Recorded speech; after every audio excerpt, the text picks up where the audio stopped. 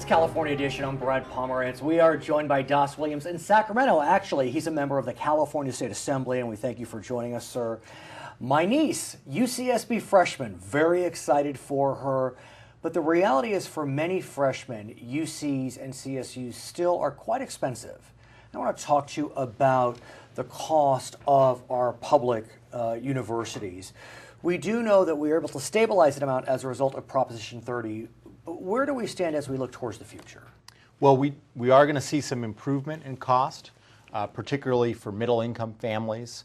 The passage this year, we successfully passed the Middle Class Scholarship Act that will defray up to 2/3 of fees for middle-income students. Those are students whose parents make too much to qualify for Cal Grants and Pell Grants, but probably are still struggling to get and pay for school. Course. Because when you think about the UC system, the tuition is $12,000, which is a nice chunk of change, but then there's books, and there's fees, and then there's residential costs. Absolutely. That can get you up to $25,000, $30,000. Yes. And your niece should be very proud that she got into UCSB. I was going to say. It's now been rated one of the best schools for mathematics, engineering, and the sciences in the nation, and the 10th most environmentally friendly campus in the whole nation. So a lot to be proud of there. At the same time, I think it's fair to say that when we look at our budgetary priorities, there's no doubt that K-12 holds a special place in the governor's heart, and it should. Absolutely. But that being said, when we look at trying to restore funding to pre-recession levels, K-12 has been restored, but the UCs have not. That's right. The CSUs have not. The community colleges have not. So if we look at the priorities out there, restoring K through 12, we got that done this year. We did. They are, our schools are going to do much better, but our university system is still hurting, and our community colleges.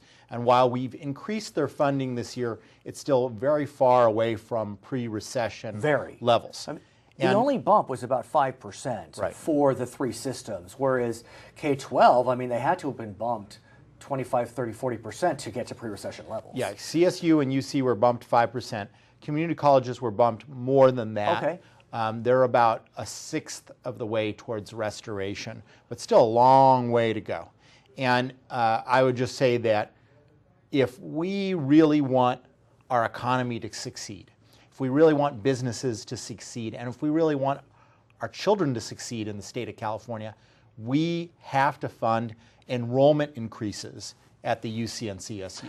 Not just more money to be able to hold the line, but enough money to expand enrollment, because we are still educating as few kids in the system as we were during the worst part of the recession. And that's not a good enough job. There is just too many qualified applicants that now are not able to go.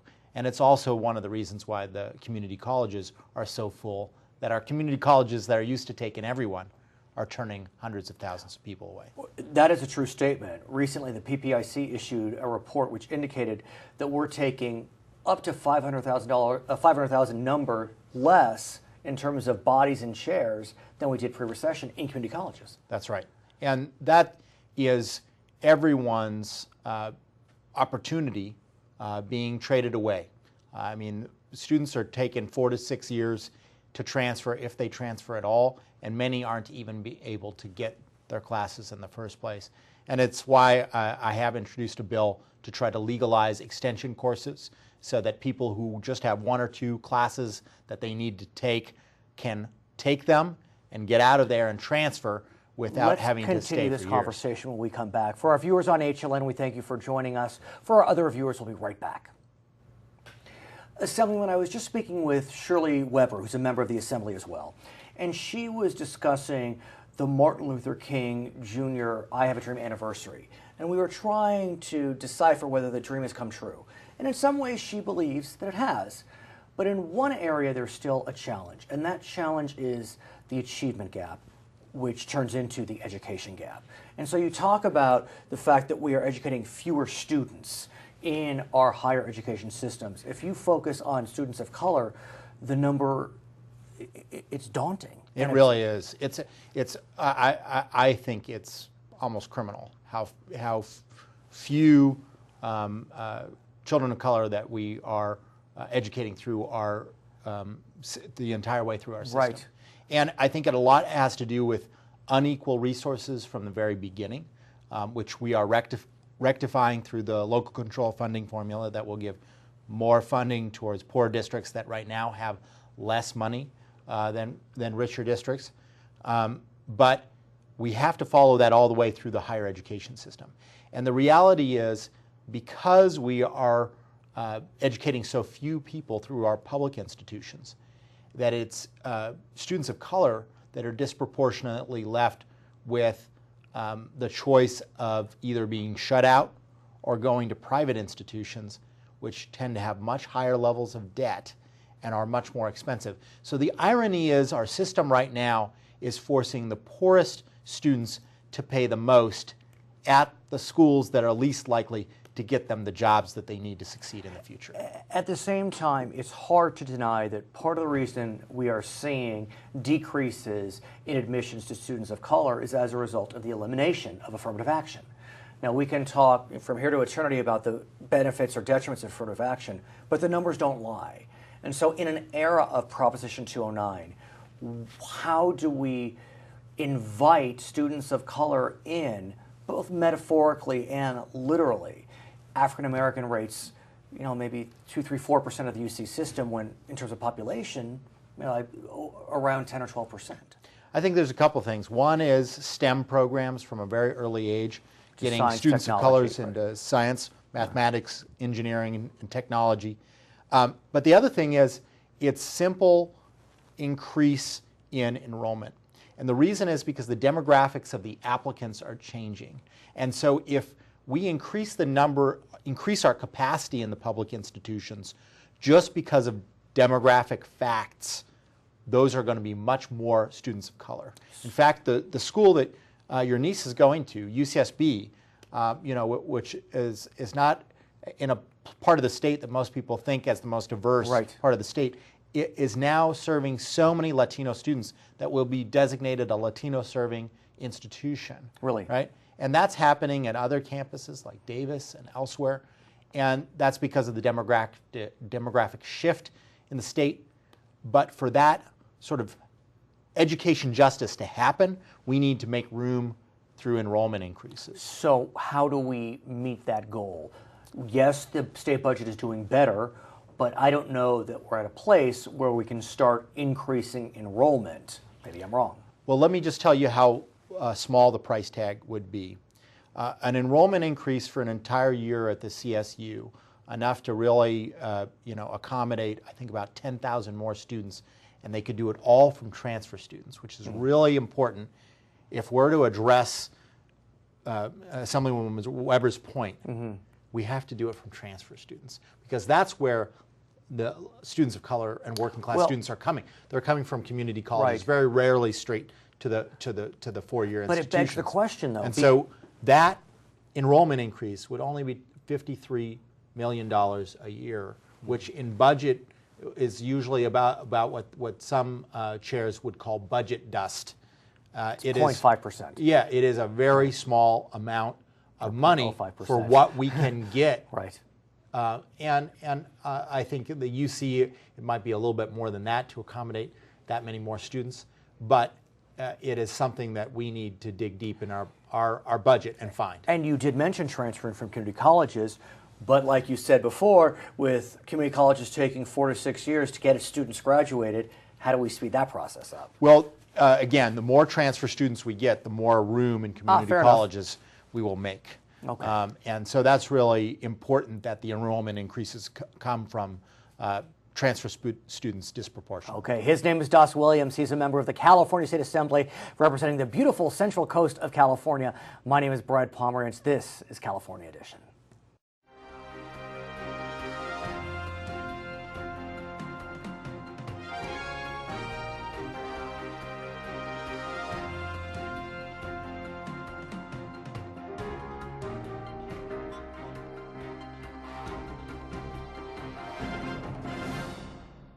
Welcome back to Charter California Edition. I'm Brad Pomerance. Our guest, Julian Crocker. He is the Superintendent of Schools for San Luis Obispo County. So I want to speak with you about a report that was recently issued by our Attorney General Kamala Harris in California. A bit surprising, San Luis Obispo County had the second highest truancy rate amongst elementary students in the state. I wouldn't have expected that, sir. Right. We were a bit surprised when we saw the report. What this means is that we have much more stringent guidelines in terms of student absences. So we identify more students as technically being truant. So it's not apples and apples? Exactly. Okay, so is that a problem financially? Because as we know, we have what's known as ADA, average daily attendance.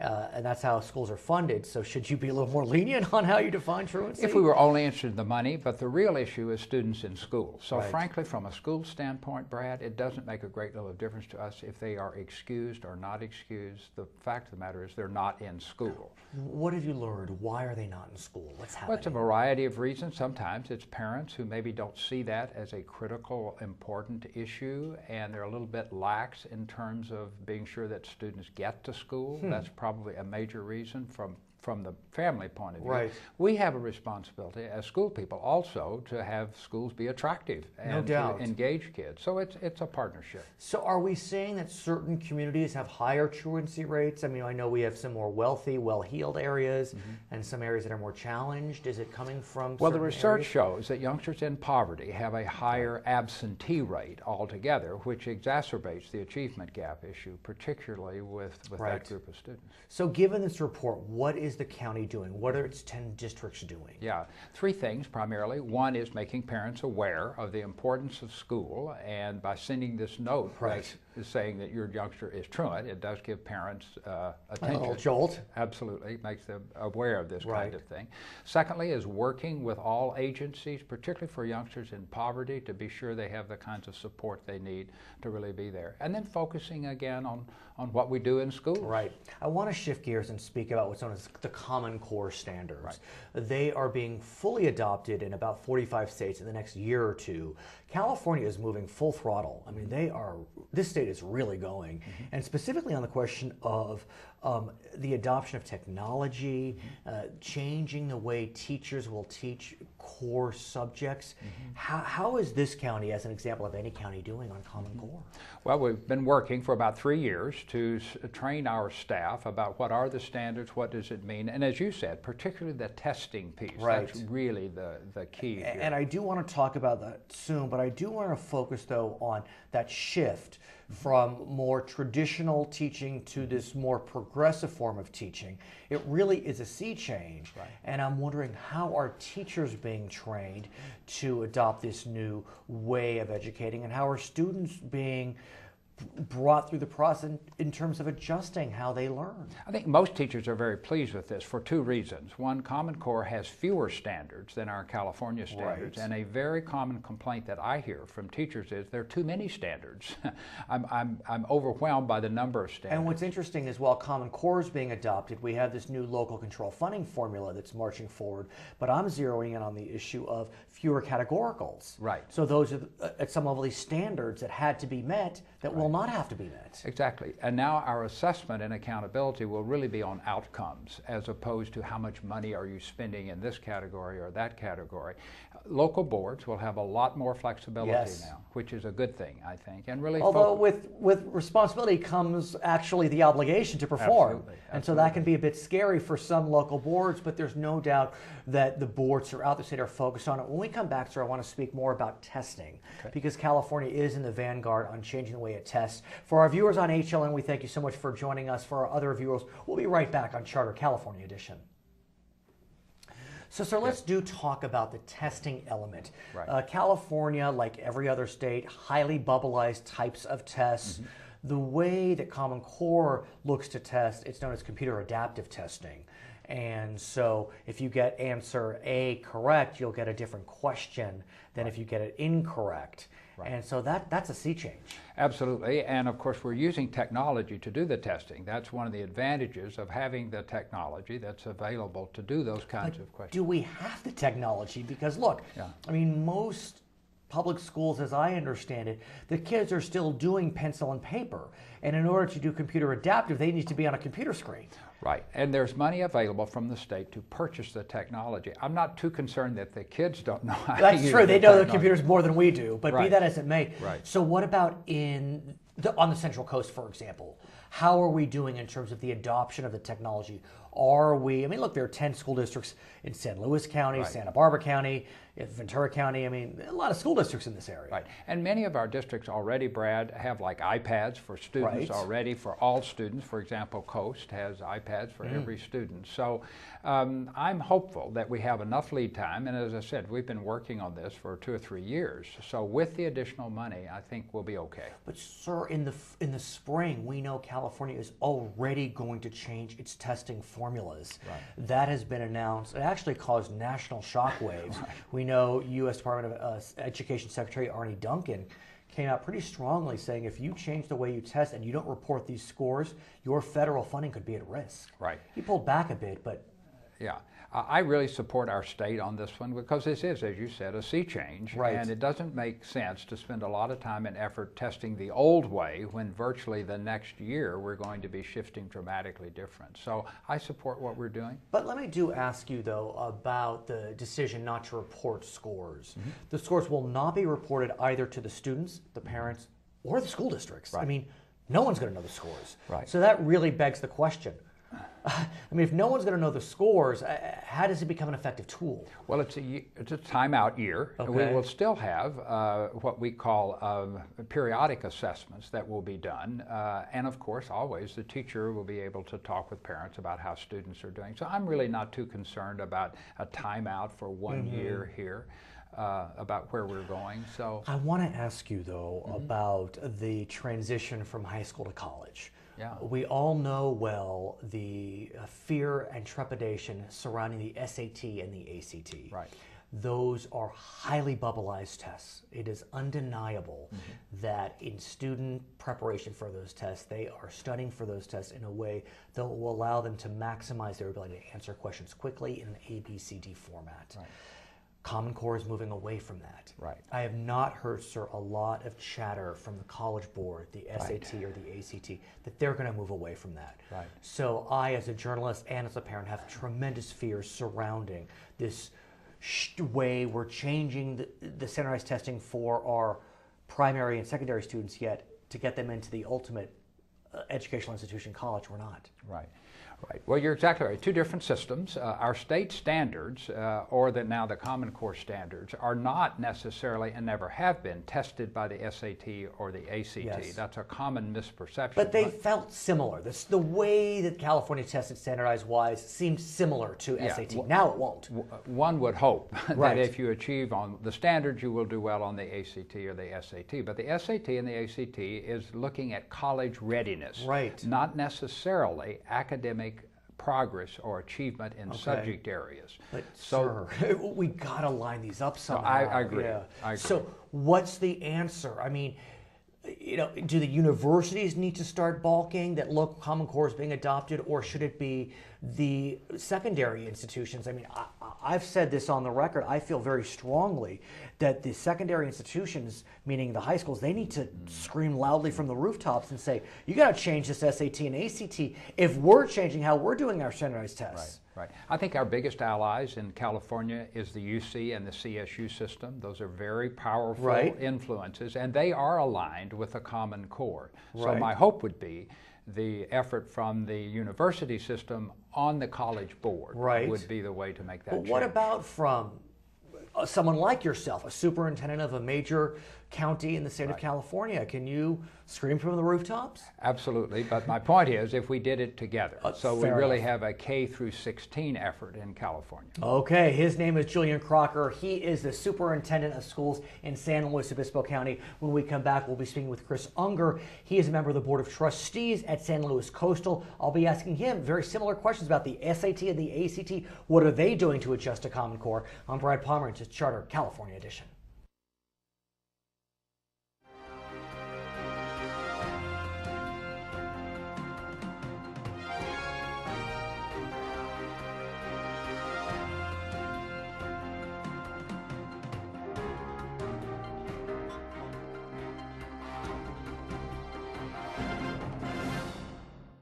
Welcome back to Charter California Edition. I'm Brad Pomerance. Our guest, Chris Ungar, member of the school board at San Luis Coastal in San Luis Obispo County. Also part of the board of directors of the California State School Boards Association. I said that correctly, School boards, CSBA. yeah, that's correct. I want to speak with you about standardized testing. I think it's fair to say that it is the bane of many students and parents and even the school superintendent's existence, the state superintendent's existence. A bill passed, quite surprising, which is going to change the way California public schools provide standardized tests this spring. Yes. We're rushing through Common Core and we're changing our testing formulas. Talk to us about that. Sure.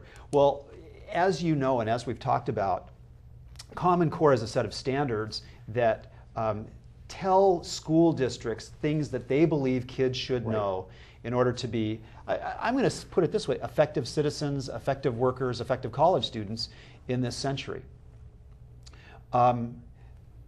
They come along with a new kind of test. And in California, it's the Smarter Balanced Assessment is what it's called. Ultimately, it will be 100% computer generated for students, and it's going to be what's called an adaptive test. Which is the most interesting development, I think. Explain what computer adaptive testing is. A computer adapted test looks at the answers that the child gives, and if the child gives a correct answer, he gets the next question, which will probably be harder. If the child doesn't get a correct answer, he gets an easier question. Now, what's the advantage of that? Well, I think what it does is, I think there are probably a couple of things it does. The first thing is that it allows all kids to finish the test. So, you're not just thinking, oh my gosh, I didn't finish the test, I couldn't do the answers. I think another thing that they talk about the Smarter Balanced Assessment that I think is going to be good is that it's designed, I should say, to give quicker feedback to teachers about how their kids are doing. I understand. Now let's talk about feedback. Sure. Because this is really where the most controversy has erupted. Because California is quickly changing its standardized testing formula and the way it actually provides standardized tests, the state has decided that at least for this school year, they will not be reporting scores, not even individual scores. So there'll be no district scores, there'll be no individual scores. That has caused a whole heap of heartache for the Federal Department of Education. Artie Duncan came out really with guns a-blazing, metaphorically speaking, on this question. Ultimately, he backpedaled a bit, but he was threatening withholding federal funds over the failure to provide standardized test results. Right, and my understanding is that threat hasn't gone away, but I think what's gone away is the amount of the loss. And the buzz among educators that I talk to is some administrative monies that California currently gets could be lost, but the bulk of the money, the Title I money, which really targets kids who are in need, kids in poverty, won't be lost. Here's my concern, though, as a parent, as a journalist, whatever it may be. I understand that we're going through a transition, that the way we are testing our students is still in progress, it's still being developed, but I'd still like to know how my child does on these standardized tests. I mean, I think that's relevant, even if we know there's an asterisk by it. So why can't I know this? I mean, I don't.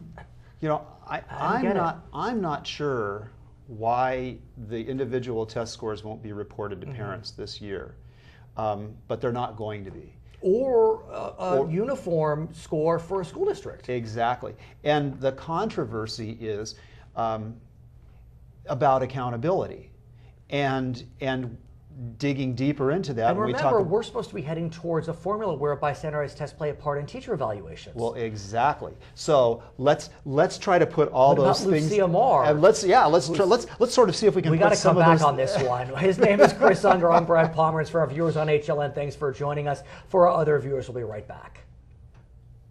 Well, let's continue, if I may, sir, because as you know, one of your sister districts, Lucia Marr, in San Luis County, they adopted a formula whereby standardized tests will be part of their teacher evaluations. They got a federal grant supporting that. And now what are they going to do? Well, I can't tell you what Lucia Marr is going to do, but I think we can try to wrap some of this up into a package. And I think we can do that. The first thing is that the Common Core has driven these seed changes in curriculum and how we're teaching and what we're teaching kids. Deeper thinking, more critical thinking, instead of knowing a little about a lot, know a lot about a little. Right. I'll give you an interesting story. I heard about a group of parents that were concerned that their kids weren't getting enough math acceleration. And what they used for data was their students' standardized test results. So the fill in the bubble tests. Now that we're seeing this deeper understanding and this expectation of deeper understanding from kids, these kids aren't doing quite as well because they're having to think about math differently. It's so interesting because, for example, you know, one of my daughters, her memorization skills are really off the chart. Application's another matter. Right. And so that's what you're talking about. I mean, she can spit out facts, you know, with tremendous alacrity. But if you start asking her to apply, I mean, that's the rub, and that's Common Core. And that's exactly what's going to happen. Now, I want to try to remember a couple of things here because I want to get back to some things we want to talk about. So, first of all, there's a seed change in curriculum and the expectations about the way teachers are going to teach things. So the curriculum's changing. If we give the old standardized test, it won't apply. It won't apply. And districts are going to look bad because we aren't teaching what's on the test, which, you know, we talk about teaching the test, right? But let me tell you one of my biggest frustrations. And, you know, I try to stay on top of the issues. I may have missed this point. I don't think I have because I've been scouring the internet on this question about college admission standardized tests. I have seen nothing which suggests that the SAT or the ACT is moving away from bubbleized testing towards computer adaptive testing. I know that the SAT does have a written section now, but be that as it may, look, you're a senior officer with the CSBA. Are we going to start seeing pressure being put on the College Board to change the way they test? Because it really is going to cause a schizophrenic type of learning. You're doing Common Core, and then you get to 11th grade, and the schools start trying to send you back to bubbleized because that's what's going to be important for the SAT and the ACT. What I can tell you is I certainly hope so. And I think there needs to be pressure from both sides. Because if you remember, when we talked about the Common Core is not only looking at, do we have kids ready for the world of work, but are they ready for college?